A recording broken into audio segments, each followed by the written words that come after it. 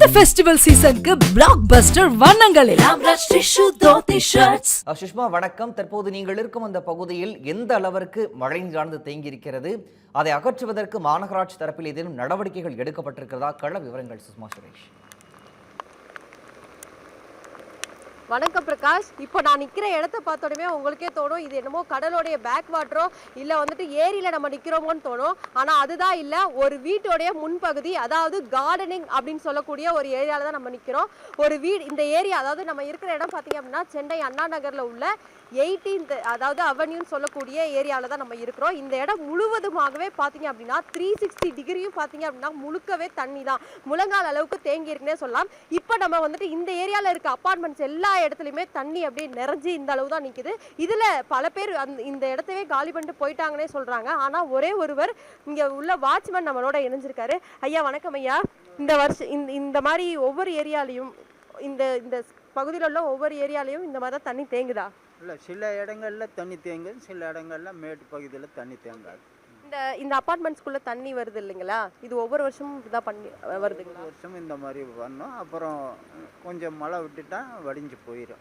Okay, இதில் நீங்கள் பர்டிகுலராக பார்க்கணும் அப்படின்னா இந்த ஏரியாவுடைய எம்எல்ஏ மோகன் அவர்கள் கூட இந்த ஏரியாவில் தான் இருக்காங்கன்னு சொல்கிறாங்க. 2 வீடு தள்ளி இருக்காங்கன்னு சொல்கிறாங்க. நீங்கள் அவர்கிட்டலாம் சொன்னது உண்டா? இல்லை, நம்ம அவருக்கே தெரியும். இது கொஞ்சம் பள்ளத்தாக்கு, இந்த அங்கேருந்து வர்ற தண்ணியெல்லாம் இங்கே வந்து சேம். இதுக்கான நடவடிக்கை வந்து சென்னை மாநகராட்சி சார்பில் எடுக்கிறாங்களா? இல்லை, எடுக்கிறாங்க. அடிக்கடி தூர் வாருவாங்க, அதெல்லாம் அனுப்புவாங்க. இங்கே அந்த கோயம்பேட்டுக்கு போகிற ரோடு இருக்குல்ல, அண்ணா நகர் டிப்போவிலேருந்து வர்ற தண்ணி இங்கே வந்து தங்கும். ஓகே, இங்கே பூச்சி புழுலாம் வருமா நைட்டு அந்த டயத்துலலாம்? வரும், அதெல்லாம் வராமல் இருக்காது, அதெல்லாம் வரும். ஒவ்வொரு வருஷமும் இந்த மாதிரி தண்ணி உள்ளே வரும்பொழுது எந்த அளவுக்கு நீங்கள் கஷ்டப்படுறீங்க? இது தண்ணி வடிஞ்ச உடனே செத்த குப்பையெல்லாம் அடித்து போட்டிருக்கோம், ஆளுகளை விட்டு வாரி அள்ளி போடுவோம். இப்போ தண்ணி போனதுக்கு பிறகுமே ஒரு வாரத்துக்கு இந்த மாதிரியான தாக்கங்கள் இருக்க தான் செய்யும். இன்னும் எந்த அளவுக்கு இது வரைக்கும் தண்ணி வந்திருக்கு? ஏன்னா இப்போ பார்த்தீங்கன்னா ஃபர்ஸ்ட் படி வரைக்கும் வந்தாச்சு. இதுக்கு அடுத்து இல்லை, இதுக்கு முன்னால் வர்த்தா புயல் வரும்போது வீட்டுக்குள்ளே எல்லாம் போயிடுச்சு. இப்போ இல்லை. இன்னும் எந்த அளவுக்கு தண்ணி வரும்ன்றதை எதிர்பார்க்குறீங்க? இப்போ தான் அதிகப்படியான மழை வருது. வந்தால் இன்னும் ஒரு அடி தண்ணி, 1.5 அடி தண்ணி இருந்தால் வீடெல்லாம் 4 இன்ச்சு தண்ணி நிற்கும். பிரகாஷ், இப்படியே நம்ம போனோம் அப்படின்னா அந்த பக்கம் சாலை சைடு போனோம் அப்படின்னா முழுக்க வந்துட்டு தண்ணி தான் இருக்குது. இங்கே பக்கத்துலேயே பார்த்தீங்க அப்படின்னா பஸ் ஸ்டாப் கூட இருக்குது. இந்த பஸ் ஸ்டாப்பில் நம்ம பார்த்தோம்னா கிட்டத்தட்ட பாதி அளவுக்கு தண்ணி இருக்குது.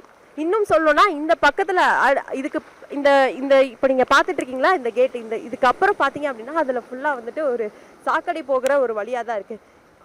அந்த இடத்துல ஒரு பாதியும் இங்கே உள்ள தண்ணியும் ஒன்று சேர்ந்தால் மக்களுக்கு கடும் ஆபத்து தான் நிலவும் அப்படின்றதான் சொல்லுவோம். இப்போ நீங்கள் காமிச்சிட்டு இருக்கிறது நம்ம பிரகாஷ் அவர்கள், ஒளிப்பதிவாளர் அவர்கள் காமிச்சிட்டு இருக்காரு. இந்த இடம் முழுக்க, அதாவது 360 டிகிரி சொல்லணும் அப்படின்னா முழுக்க தண்ணி தான் இருக்குது. நான் சொன்னேன் இல்லையா பஸ் ஸ்டாப்பு, இந்த பஸ் ஸ்டாப்பில் கூட வந்துட்டு பாதி நேரம் தண்ணி ஃபுல்லாக இருக்கிறது தான் நம்ம பார்த்துட்டு இருக்கோம் பிரகாஷ். இன்னும் அதிகப்படியான மழை பெஞ்சிச்சு அப்படின்னா இந்த அளவுக்கு கூட தண்ணி வந்திருக்கு இது வரைக்கும் அப்படின்றதே சொல்கிறாங்க பிரகாஷ். பயங்கரமான ஒரு நிலைமையில தான் இந்த ஏரியா, அதாவது இந்த 6th அவென்யூன்னு சொல்லக்கூடிய ஏரியா மாட்டிட்டு இருக்கு அப்படின்றது தான் உண்மை பிரகாஷ்.